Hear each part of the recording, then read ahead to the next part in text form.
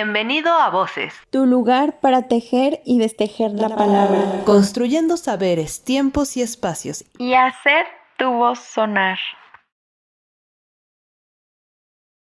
Hola, hola amigos, ¿cómo están? Bienvenidos a un espacio más de Voces.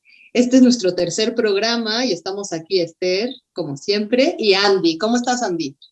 Hola, muy bien, muy feliz, muy emocionada. El día de hoy estamos muy bien acompañadas de Guillermo Lavín.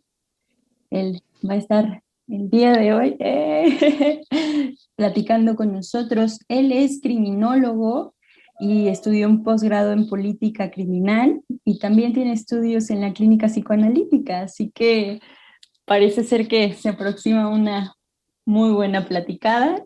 Se aproxima un momento de compartir muchísima información y mucho lenguaje y a ver de qué llenamos este espacio, ¿no? Guillermo, bienvenido, muchas gracias por aceptar nuestra invitación aquí a Voces. Sí, muchas gracias. Hola chicas, muchas gracias a ustedes por la invitación, precisamente, y con todo gusto estamos para poder platicar un poquito. Así que adelante, por donde gusten comenzar.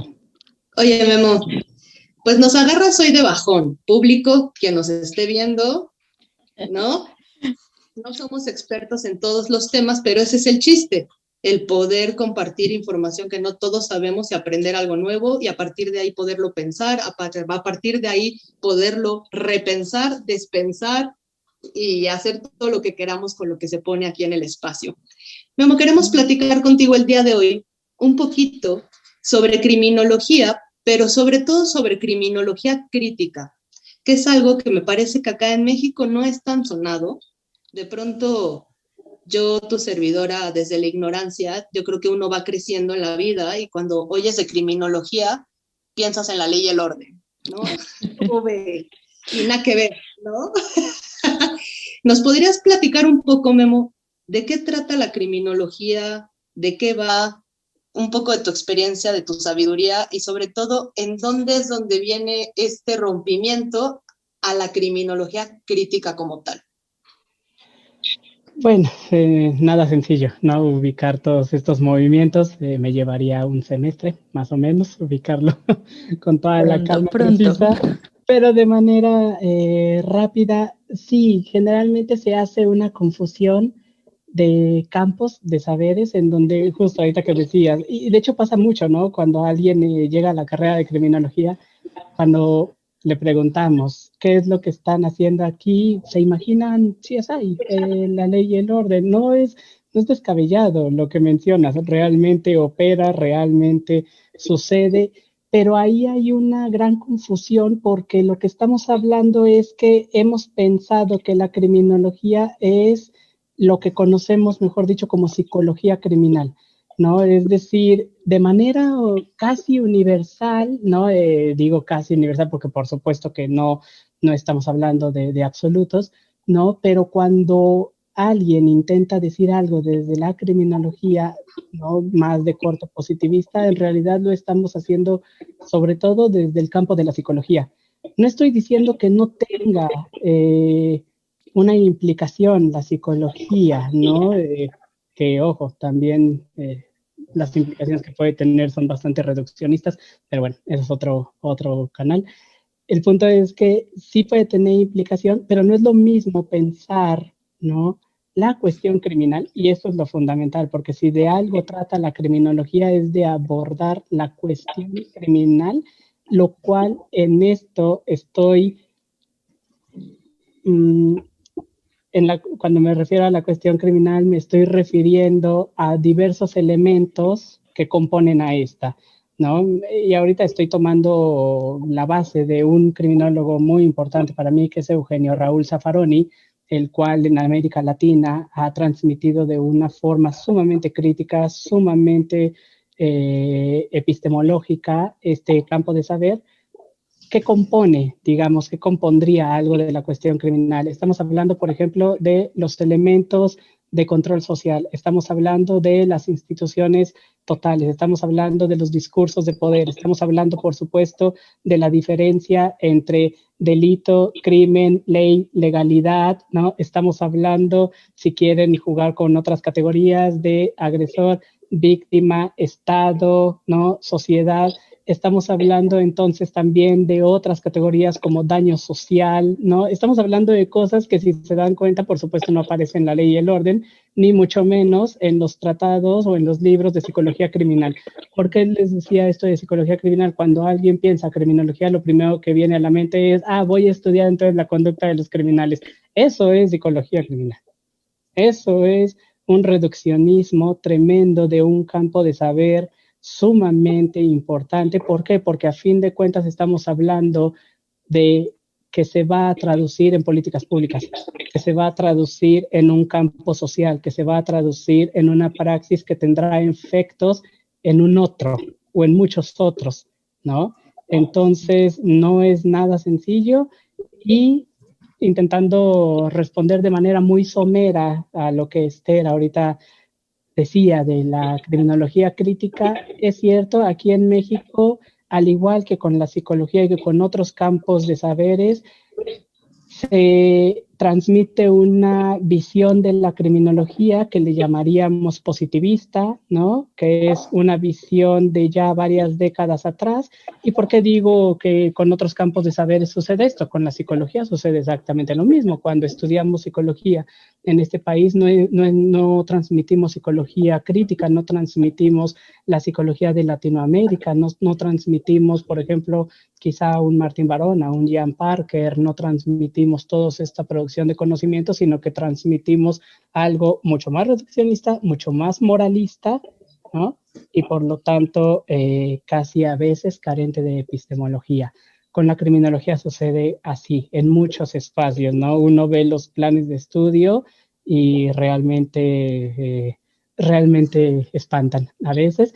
No quiere decir que no haya espacios donde se ha construido la crítica. De hecho, aquí Latinoamérica o México ha sido un lugar donde en décadas pasadas, sobre todo en espacios, por ejemplo, ya sea en el Instituto Nacional de Ciencias Penales, que hoy día ha tomado otra vez distancia con la crítica, pero no quiere decir que en algunos momentos no haya tenido un semillero sumamente crítico, ¿no? De criminología crítica, o la Guamas Capotzalco, por ejemplo, en donde justamente también ahí se reunían criminólogos, criminólogas de Latinoamérica para construir toda una línea que tiene que ver con la criminología de la liberación, la criminología de esos momentos, de Lola Millar de Castro, etcétera, etcétera. Por eso les digo, me llevaría un semestre, pero muy someramente y muy rápidamente, de esto va un poco.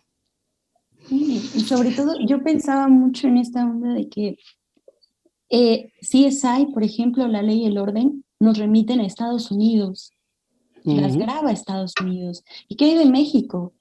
Finalmente, si bien dices, los discursos producen sujetos, ¿qué tipo de conocimiento se está produciendo? ¿Será que es el heredado de Estados Unidos? ¿O será que en realidad podemos constituir un conocimiento propio de México? O pensándolo a nivel empírico, positivista, del campo, ¿cómo se está trabajando la criminología en México? La mayor parte del tiempo sí hemos intentado expropiar, ¿no?, los saberes de otros espacios, sobre todo Estados Unidos o Europa. Por ejemplo, la criminología hegemónica de su momento positivista nace con la escuela italiana. Estamos hablando de un lugar europeo, ¿no?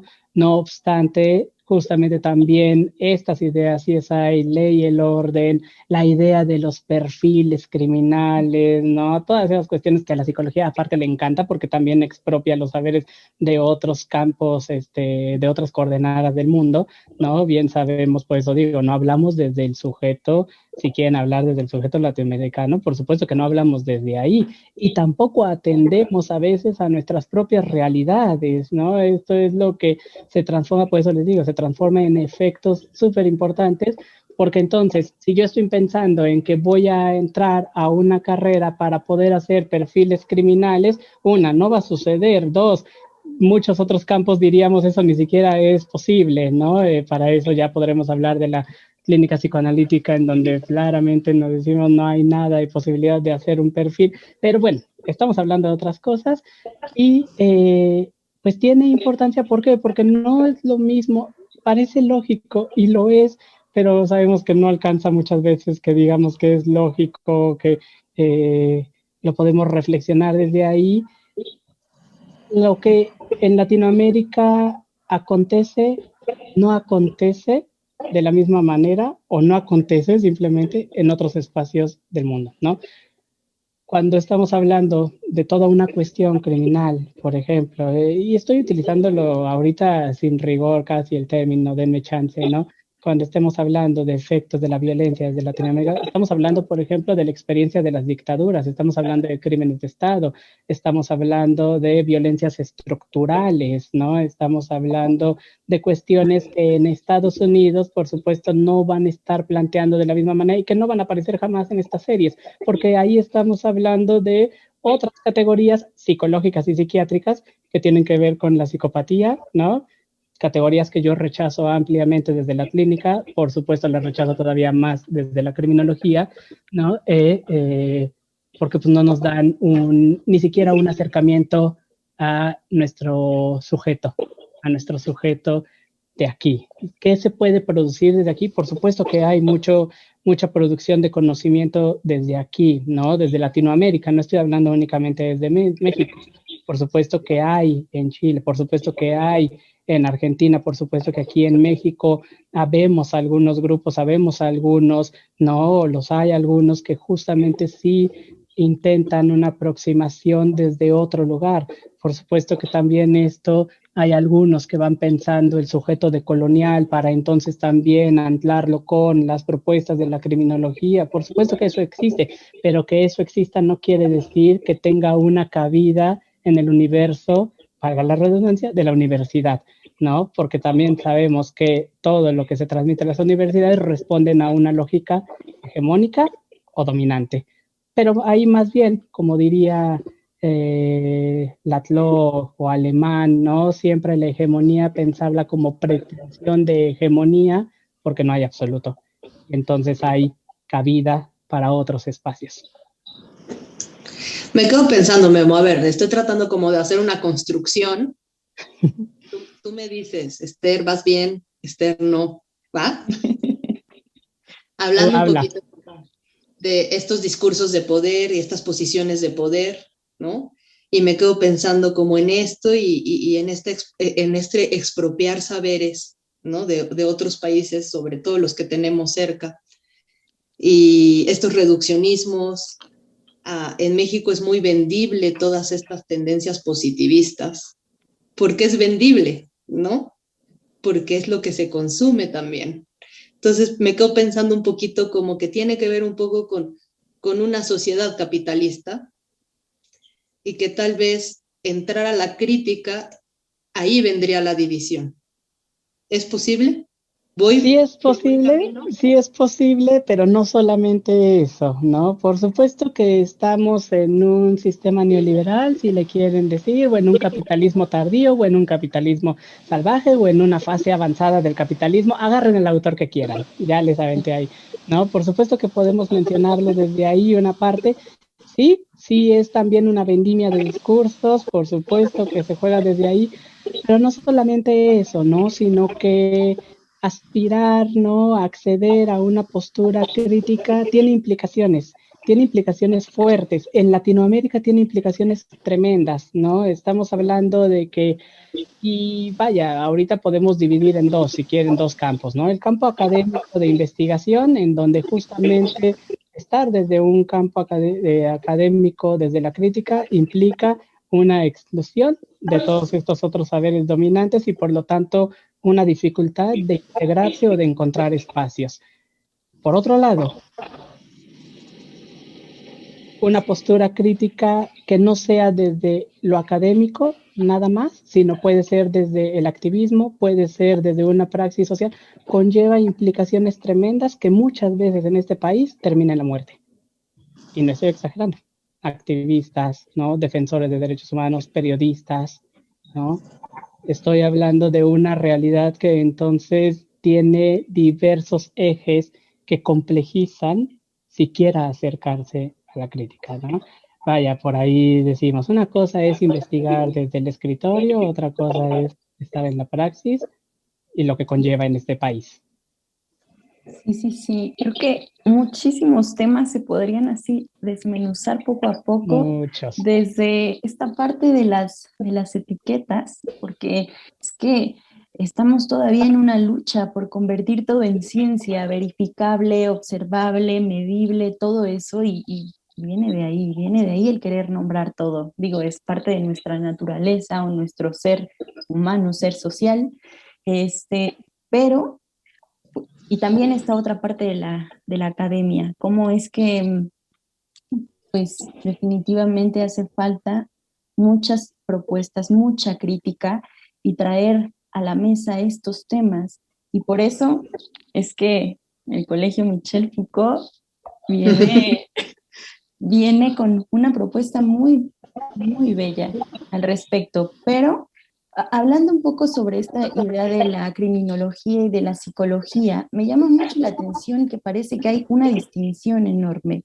Entonces, me gustaría un poco saber, pues, de dónde viene esta distinción. Digo, psicología es esta parte del estudio de la mente, de criminología, pienso el estudio de lo criminal, pero, pues, ¿cómo sería esta distinción? Bueno, en primer término, la distinción es que no se queda a nivel microsocial, ¿no? Es decir, si muchas veces la psicología, algunas psicologías, porque no otras, insisto, ¿no? Algunas otras psicologías sí se podrán integrar a otro campo de discursos mucho más críticos, ¿no? Psicologías de corte marxistas, por ejemplo, psicologías justo de cortes decoloniales, que las hay.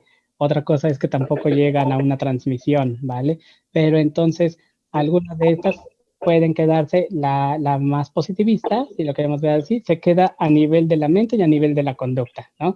O sea, se hace todavía más reduccionista, ya ni siquiera lo llegan a la mente, ya les importa la conducta, se acabó, ¿no? La criminología, la distinción más grande es que ese sería solo uno de los elementos que conforman parte de la cuestión criminal, ¿no? Es decir, por supuesto que puede haber alguien que conlleva un acto y en ese abriremos un campo singular, abriremos un campo donde podremos escuchar, apalabrar, estar con ese, si me explico, pero hay otras tantas cosas que justamente nos sacan de lo microsocial para empezar a englobar orden de discurso, ¿no? Para englobar control social, para englobar instituciones totales, para englobar los efectos, las políticas públicas, de qué manera intervengo, qué se puede hacer, y entonces ya no estamos en el campo de lo psicológico cuando me refiero a lo singular de un individuo, como le encanta hablar de psicología, ¿no? Sino que estamos hablando más bien de una conformación mucho más amplia, en donde entonces nos damos cuenta que tampoco tiene un solo objeto de estudio, ¿no? Más bien podríamos decir, ¿qué estudia la criminología? Yo les diría, ¿cuál criminología, no? Una criminología positivista estudiará una cosa, una criminología crítica estudiará otra cosa, o una criminología de corte clásico estudiará otra cosa, ¿no? Es decir, hay diversos campos de estudio en donde a veces quieren justo, ¿no? Meterse a la conducta o a la cuestión individual, o quieren meterse a los efectos, o quieren el daño social, o quieren el control social. Hay toda una pluralidad. Muchos igual y podrían ver en esta pluralidad, ¿no? Una cuestión endeble, pero para mí es una de las cosas más valiosas que puede tener este campo, porque justo en lugar de intentar decir una sola cosa, se ve forzada, pero forzada, a un diálogo mínimo interdisciplinario como para ir constituyendo un poco reflexión. ¿Por qué? Porque entonces ahí se ve forzada a dialogar a veces con la psicología, que bueno, yo prefiero que dialoguemos con el psicoanálisis en tal caso, ¿no? Pero por mucho, ¿no? Se ve forzada a dialogar con la sociología, con la antropología, con la filosofía, con los feminismos, con el discurso jurídico, y entonces, y estoy hablando que eso es su condición, no como una posibilidad, sino que es una condición. ¿Por qué? Porque si algo atraviesa en todo esto son la cuestión de las violencias. Y las violencias atraviesan todos los campos de saberes. Claro, eso es lo que te iba a comentar, Memo, dentro de estos levantamientos o estos intentos de crear discursos y esos levantamientos y estos activistas chocan. ¿Dónde está el conflicto en donde chocan para generar entonces violencia? ¿Qué pasa con las violencias? ¿Con qué violencias y qué pasa en qué sentido? Es una pregunta muy amplia. Pues en el sentido de qué está pasando, hay un movimiento de reflexión en donde se trata de hacer un discurso que se descoloque de un discurso solo de poder, ¿no? Entonces decidimos o deciden los que deciden tomar acción al respecto. Yo me lo estoy imaginando así, pues, ¿no? Y estos discursos, nuevos discursos o estas reflexiones chocan con algo.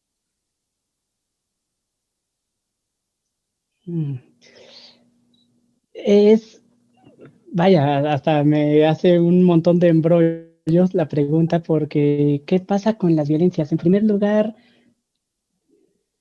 pues digo, es una cuestión sumamente compleja en donde no podemos dar una respuesta ni siquiera desde un solo discurso, ni desde una sola reflexión, ¿no? ¿Qué pasa con las violencias? Que las violencias están atravesadas por una cuestión histórica, política, biológica, subjetiva, y entonces, si abro al menos, ahorita mencioné 5 cosas, cada una de estas cosas puede ser abordada desde algún campo epistemológico y metodológico sumamente distinto, ¿no? Sociohistoria, sociopolítico, subjetivo y entonces aparato psíquico, construcción de subjetividades, ¿no? De qué manera se van movilizando las violencias, qué pasa con ellas. Quizá no te puedo dar una explicación así somera, ni mucho menos certera de qué pasa con ellas, porque ahí donde vamos intentando reflexionar sobre ellas ya se movieron. Ahí donde volvimos a intentar reflexionar sobre ellas, ya se volvieron a mover. Estamos hablando de una condición humana, ojo, condición humana, no naturaleza humana, ¿no? ¿Para qué? Para desbiologizar una vez más estos intentos que a veces damos sobre lo humano, ¿no? Entonces, hablamos de una condición humana que se ha ido movilizando a lo largo de estos tiempos y hoy día lo que justamente comienza, que no es que comience, ¿no? Pues ha estado a lo largo de la historia, pero lo que hoy día se exacerba demasiado son las violencias. Violencias de género, violencias políticas, violencias ideológicas, ¿no? No estoy hablando de únicamente la visión que le gusta precisamente a algunos discursos muy reduccionistas de pensar violencia psicológica, física y emocional, ya se acabó. No, estamos hablando de un campo sumamente más complejo, mucho más complejo, ¿no? En donde cabe lo estructural, cabe lo cultural, cabe el lenguaje, cabe entonces lo singular, cabe entonces el lazo social. Cuando hablamos de violencia hablamos del lazo social. ¿Qué pasa hoy con el lazo social? Eso es una pregunta muy importante, pero no solamente qué pasa hoy con el lazo social, qué pasa con el lugar del otro. ¿Hay un otro o no hay un otro? ¿Qué se hace con ese otro? ¿Y desde dónde? ¿Y por qué? ¿Y cómo? Y ya no voy a decir más ahorita porque si no voy a dar una mega vuelta. Por favor. Ahora sí que lo autopreguntaste, pero me encanta. ¿Qué pasa con el lazo social? ¿Qué está pasando con el otro hoy en día? Y es que tiene mucho sentido. Alguna vez, ahora entiendo un poco más, porque alguna vez alguien decía esta parte de que la violencia siempre existe. En todo contacto humano va a haber violencia, pero había una diferencia entre violencia y creo que agresividad, porque parecía que ahí se relacionaba esta parte de lo del abuso de poder, dañar al otro, entrar y sobajarlo. Y la violencia en sí, pues es parte de la relación misma. Es tan solo el entrar en contacto con el otro, poder, pues sí, es como yo lo entiendo, igual y podría ser, como bien lo dices, desde distintos puntos, desde diversos espacios, pero bueno, me parece que ahora vivimos más que nunca en una sociedad muy violenta en muchos sentidos y que, bueno, es un tema que también se tendría que profundizar. Y me llama mucho la atención, bueno, no sé si este,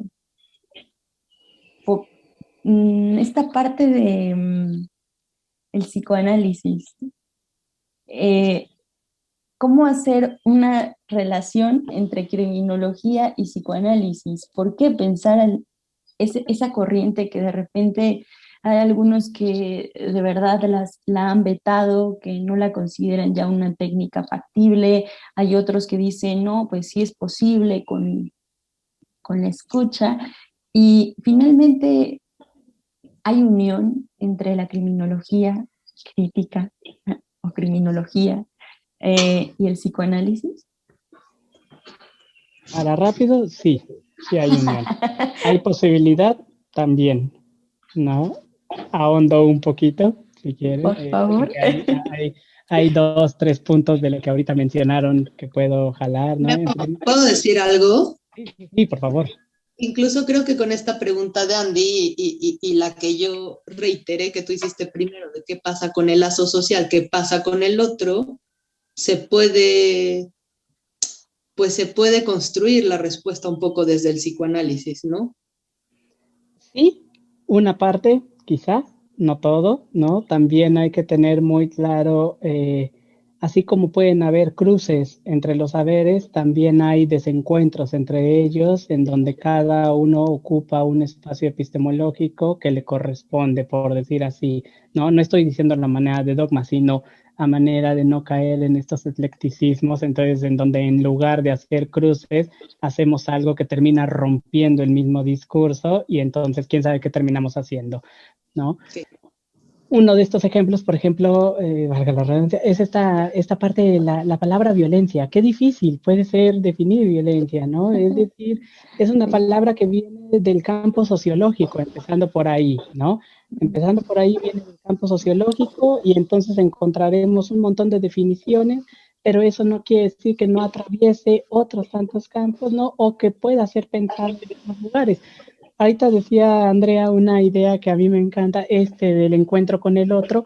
Yo no diría que el encuentro con el otro conlleva violencia, ¿ok? Más bien diría que el encuentro con el otro es violento. Ese encuentro en sí es violento, porque, y esto lo pueden encontrar, por ejemplo, hay un librito de Judith Butler que me gusta mucho, Mecanismos psíquicos del poder, ¿no? En donde justamente menciona cómo en ese primer momento originario con el otro, pues es una cuestión que se impone, ¿no? Se impone lenguaje, se impone identidad, se impone un montón de cosas. Eso es violento. El encuentro con el otro es violento, pero de que el encuentro con el otro es violento a que hay violencia en todo encuentro con el otro, creo que hay una diferencia importante, ¿no? Y es ahí donde podemos decir, quizá lo que puede haber puede ser agresión, quizá también diferenciar agresión de violencias en plural, por supuesto, de crueldad, ¿no? Y estamos hablando, y ahí es donde quizá el psicoanálisis puede tener un cruce muy lindo, ¿no? Porque me gusta mucho, hay una conferencia importantísima, lindísima de Jacques Derrida, ¿no?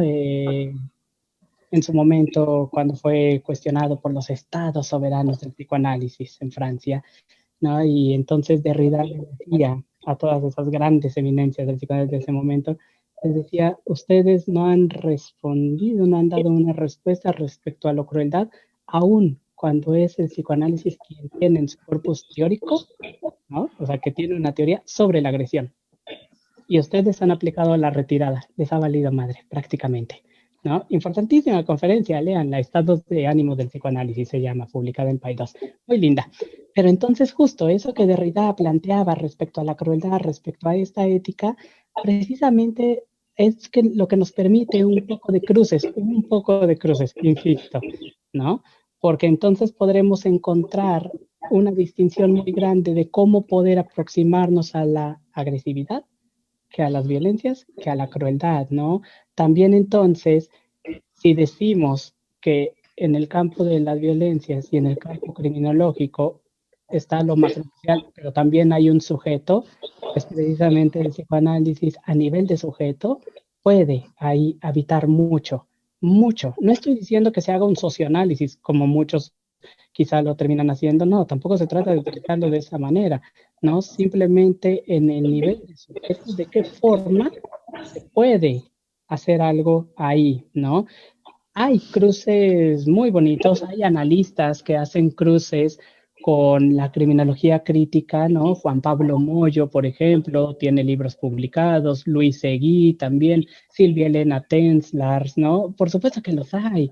Otra cosa, insisto, es todos estos dogmas de un lado o del otro de lo que es la criminología o lo que es el psicoanálisis. Y como los dogmas desde un lugar amo o un lugar universitario nos dejan a veces indefensos ante la posibilidad de leer o conocer un poco más, ¿no?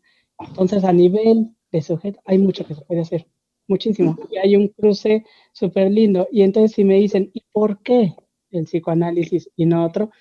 Como lo decía Silvia Bleichmar, porque hoy día sigue siendo la teoría, la metodología y la epistemología más amplia sobre el aparato psíquico y la subjetividad. No conozco otra más completa, más compleja, más diversa, y quizás si algún día aparece otra que lo sea, diré, vámonos para esa, vamos a escuchar.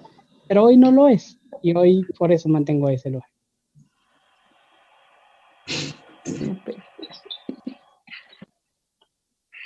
Memo, y para poder tejer reflexiones y discursos, bien lo dices, o sea, no es, ahorita la pregunta era hacia el psicoanálisis y la criminología. Y entonces no nos podemos solo detener en el psicoanálisis y la criminología, sino hay que ir tomando, ¿no? De otros saberes, ¿no? Otras reflexiones. ¿Qué otros saberes se pueden cruzar con la criminología?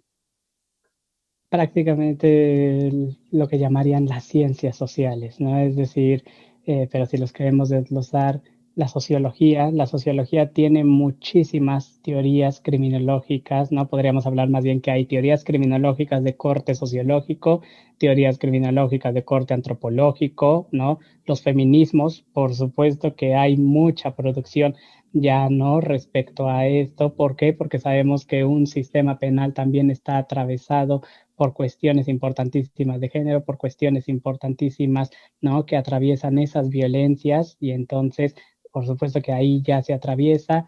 Entonces, si se dan cuenta, se van ampliando, ¿no? Entre la sociología, el psicoanálisis, los feminismos, la filosofía. ¿Por qué? Porque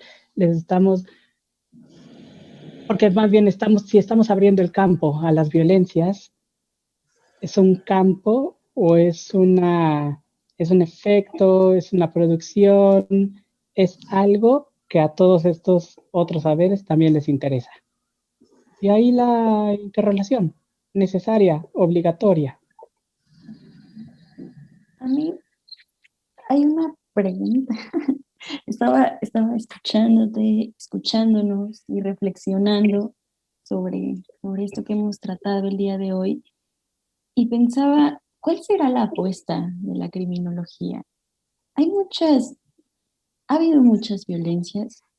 Estamos en un país exacerbado de, de actos violentos y también un sistema judicial, un sistema penal que habrá que decirlo, nombrarlo, pues siento que sigue basándose mucho en los perfiles, en patologizar, en criminalizar y en encerrar los cuerpos, manteniéndolos muchas veces sin voz, ni voto, ni espacio, o espacios muy reducidos física y mentalmente, no sé. Entonces, me lleva a esta pregunta, ¿cuál es la apuesta? La apuesta sería tal vez hacia los teóricos, la apuesta sería tal vez hacia los grupos en situación de encierro o en reclusión, que es un término muy feo, pero ¿cuál sería ese espacio o más bien esa apuesta?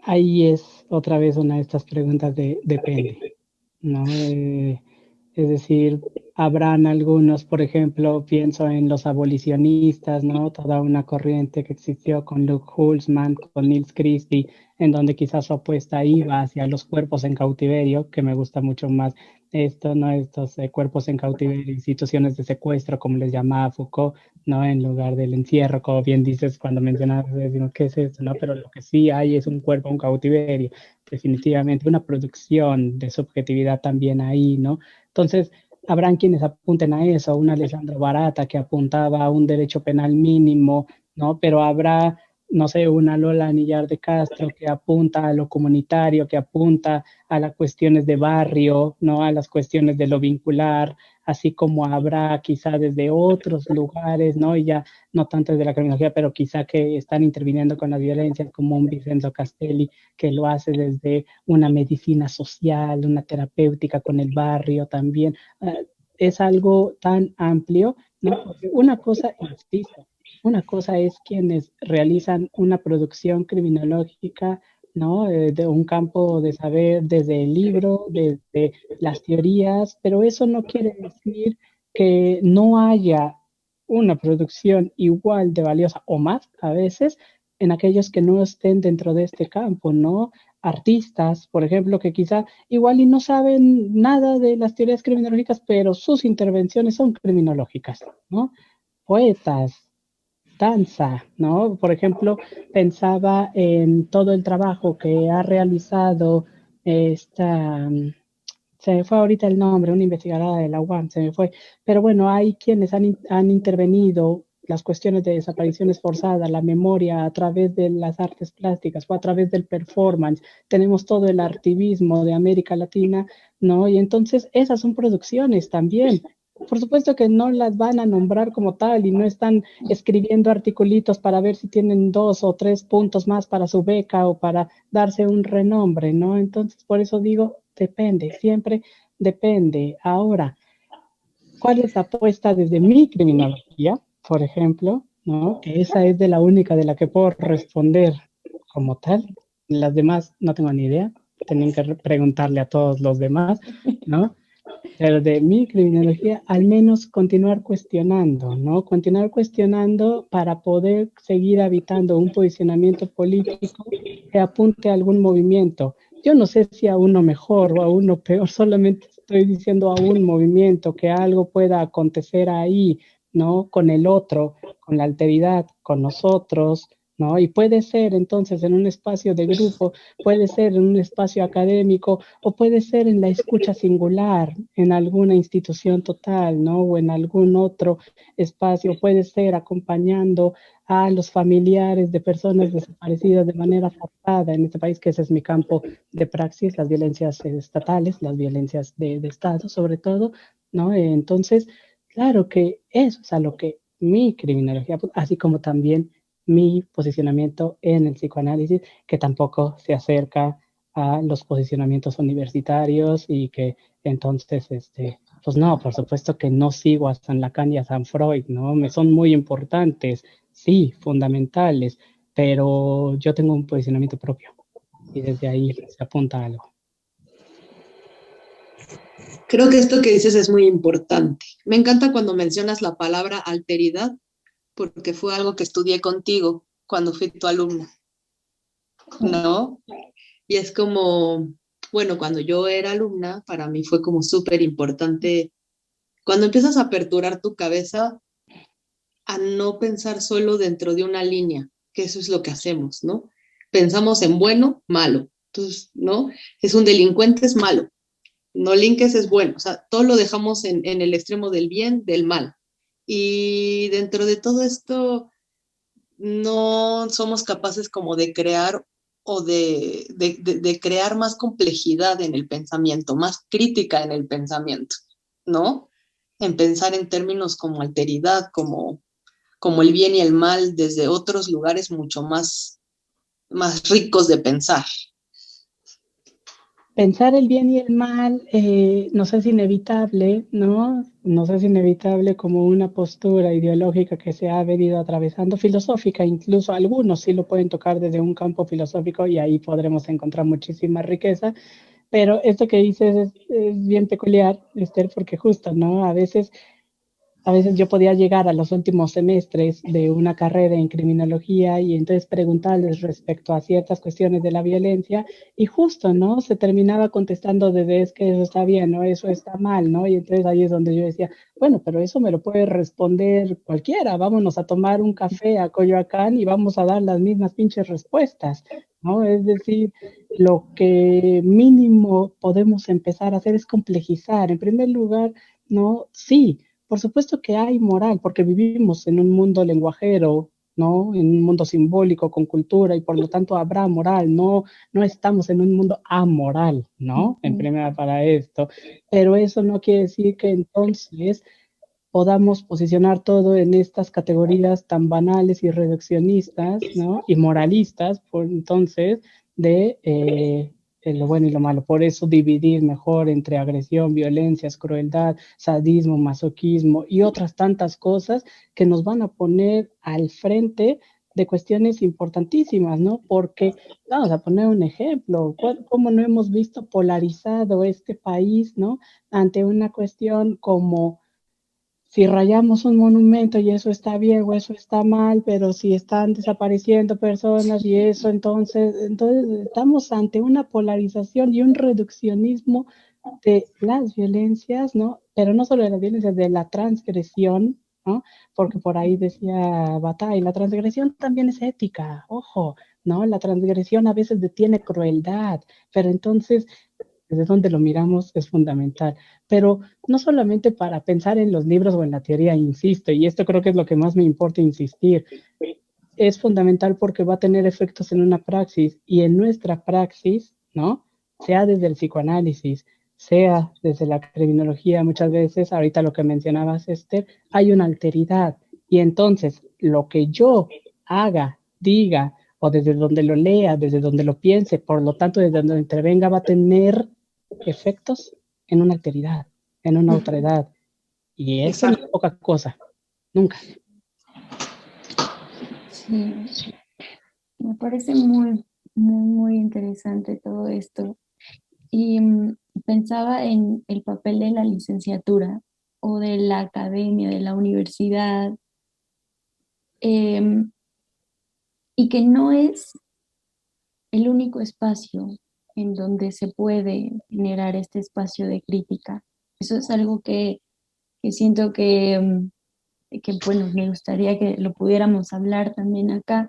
¿Qué es eso? Que muchas veces se piensa esto de es que no tengo acceso a todos estos conocimientos, es que, no sé, por ejemplo, alguien que diga es que ni siquiera me interesa mucho esta parte de la lectura, etcétera, pero eso no implica que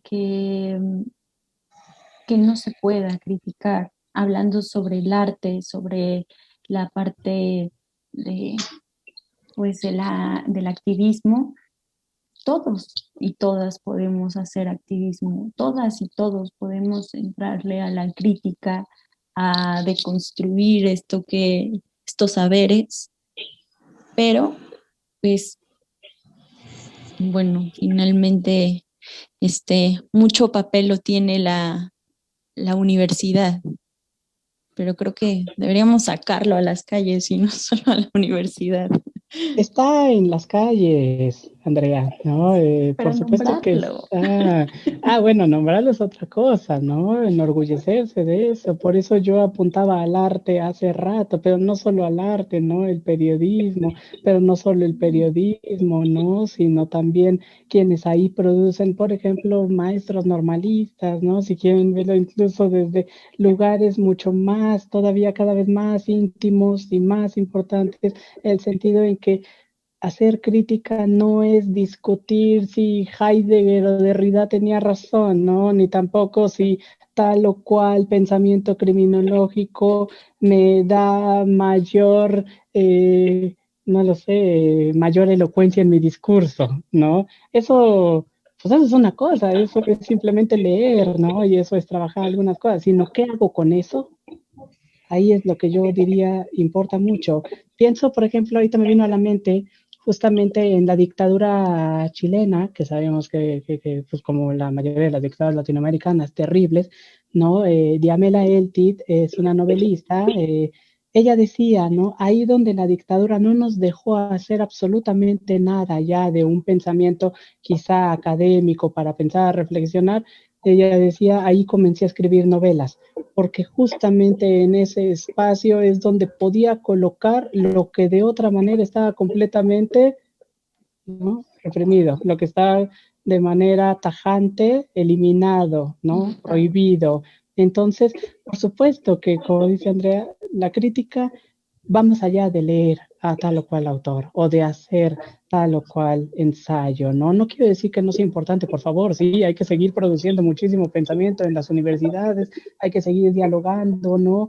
Pero intentemos descolocarnos un poquito y colocarnos en el lugar de lo político, ¿no? A mí se me dicen, ¿cuáles son los lugares que me importa mucho pensar? A mí, ¿no? Desde los cruces que yo hago y desde las producciones que yo hago, siempre pensar en tres cosas como mínimo, lo político, lo ético y lo clínico. Son tres campos que hacen así, ¿no? Y siempre tenerlos en mente porque efectivamente no todos tendremos un capital cultural, si quieren decirlo de esa manera, ¿no? Desde las mismas coordenadas. Por supuesto que no. Hay privilegios, ¿no? Hay azares también de la vida, hay circunstancias, ¿no? Entonces no vamos a tener los mismos accesos, pero eso no quiere decir que no seamos todos y cada uno de nosotros un sujeto político. Ahora, si lo asumimos o no, y si nos miramos de forma crítica o no, es otra cosa. Y es ahí donde creo que cabe la crítica. Memo, pues, híjole, nos podemos quedar aquí 1 hora, 2 o un semestre completo. Ya sé, aparte a mí me encanta hablar, pero ya me voy a callar. No, y está delicioso escuchar. Oye, para terminar, creo que esto es importante para la gente que nos ve, que está siguiendo las redes del Colegio Michel Foucault, pues se va a aperturar una maestría justamente en criminología crítica.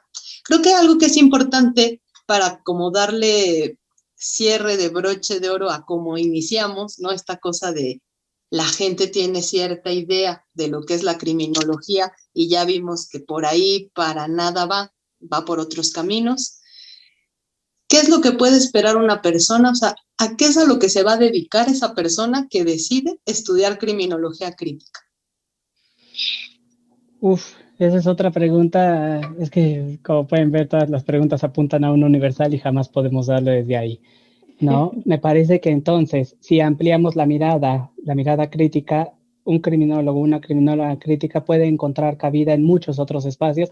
En primera, no solo en los espacios de reclusión, en las instituciones totales, ¿no? Que por supuesto hay algo que se puede hacer, ¿no? Me acuerdo que Eugenio Raúl Zaffaroni en su momento hace un escrito fundamental, importantísimo, ¿no? En cuando plantea como posible objeto de estudio uno más de la criminología crítica, las masacres humanas, ¿no?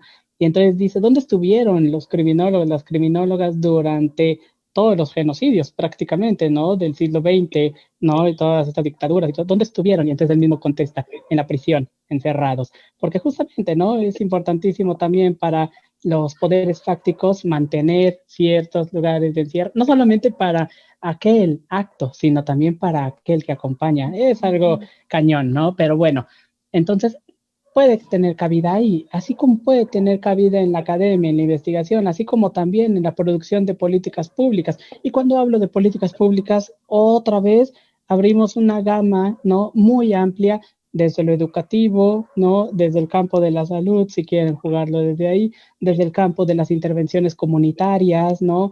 Control, bueno, no sé de cuánto, pero más bien control de daños y riesgos, como le llaman algunos otros lugares, ¿no? Desde el campo de lo victimológico, desde el campo del acompañamiento, etcétera, etcétera, ¿no?